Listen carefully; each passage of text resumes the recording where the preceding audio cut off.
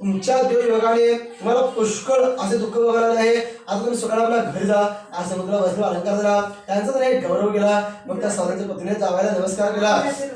साधूने त्या राजाला नमस्कार केला. तयारी करू लागले. हरे नमः हरे नमः हरे नमः. इथे सगळ्यातले वाटलं सत्यनारायण तिसरा अध्याय समाप्त झाला. बोला पुंडलिक वरदेवा विठ्ठल श्री ज्ञानदेव तुकाराम वासुदेव हरी पंढरनाथ भगवान की जय. सत्यनारायण महाराज की जय. अध्याय चौथा सुप्रसाद मुनी हो. मी आणखी सत्य कथा सांगतो.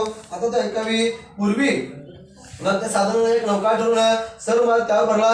तेव्हा त्याची परीक्षा पाहण्याकरता म्हणून सत्यवृत्तीने संन्यास वेश धारण केला व त्या साधू वाल्याला म्हणाले, हे साधू, या नौकेत काय आहे?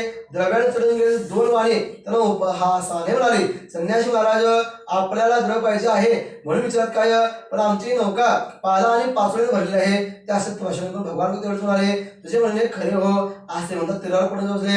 एवढे साधून पाहिले तो हलकून नौका पाण्यावर जास्त गेले. त्याबरोबर तो घाबरला आणि नौकेत पाहू लागला तर ती सतरा पाला आणि पाचोळ्याने भरली दिसली. तो बहुत शोक करू लागला. तेव्हा त्याचा जावाई म्हणाला, महाराज, उगाच शोक करू नका. त्या संन्यासाच्या शपमुळेच हे सर्व काय झाले आहे. आपण त्याला शरण जाऊया. जावयाचे बोलणं ऐकून साधूला संन्यासाला गेला व नमस्कार करून आदरपूर्वक म्हणाला, महाराज, मगाशी मी खोटे बोललो, मला क्षमा करावी. व संन्यासी झाले. भगवान म्हणाले, तू शोक करू नकोस, माझे पूजन विसरलास म्हणून तुला हे सर्व दुःख प्राप्त झाले. तर उत्सव साधने देऊन भगवान दुःख झाले. फक्त साधने नोकरी मुक्ता तर नौका द्रव्याने पूर्ण भरली दिसली. काय तो आनंद झाला. ते था सांग पूजन केले. नंतर नंतर नौका पाला तो घरी नसले निघाला. आपल्या नगराजवळ तीरावर आल्यावर त्याने एक दूत आपल्या घरी पत्नीला कळवण्याकरता म्हणून पाठवला.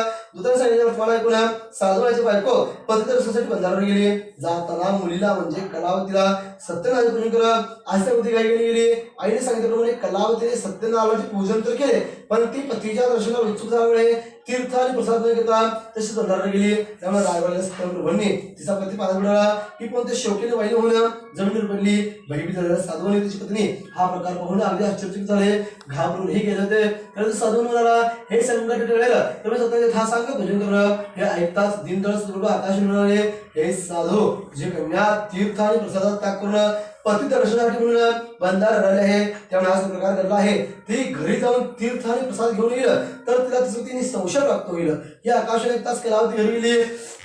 तिथे तिथं दर्शन केला व परत घरी आली. परत बंधारा आली. तो तिला जाऊ ते दृष्टीस पडला. मग ते सर अतिशय आनंद होऊन घरी गेले. मग तो साधूने प्रत्येक पौर्णिमेला व संक्रांतीला सत्यनारायण पूजन करू लागला. त्या लोकात तो सुखी झाला व शेवटी मोक्षाला गेला.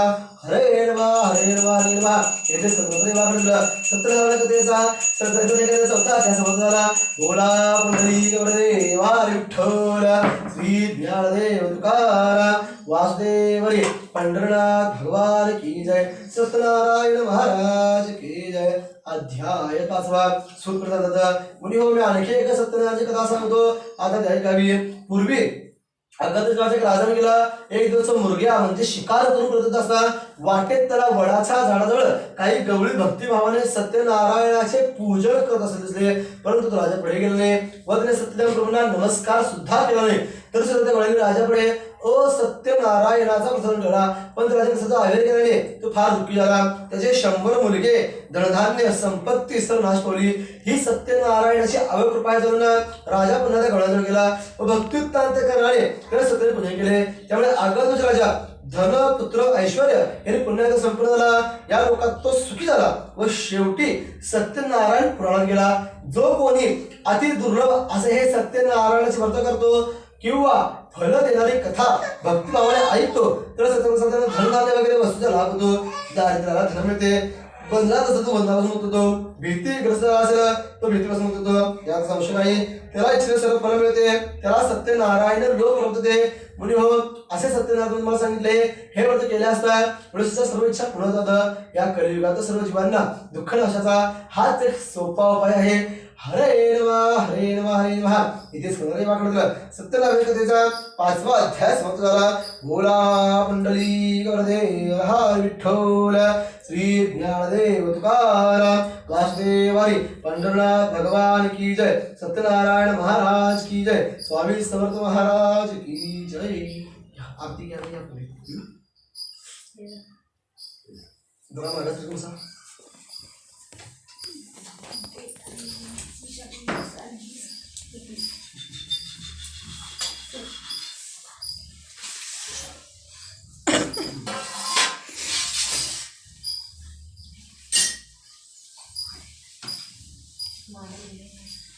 असं ठेव.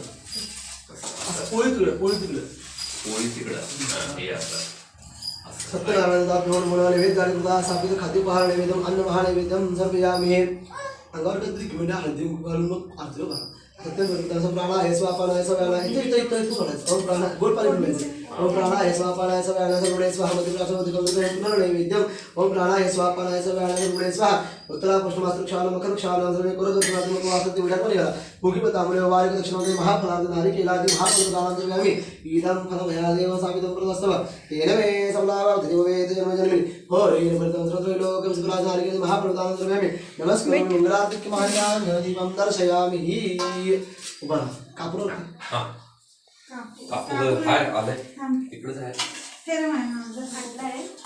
इथंच आहे कुठं होतं गेलचं पाकिट आहे कापूस आहे कापूस आहे नाही इथं कापूर होतं बघितलं मी ते घातले आतमध्ये कुठून बघायचं एक मिनिट अम्मा वजन जास्त आहे चौका असं ठेवावं लागतंय हे पकडती नाही नाही निवांत काय टेन्शन नाही. काय म्हणतो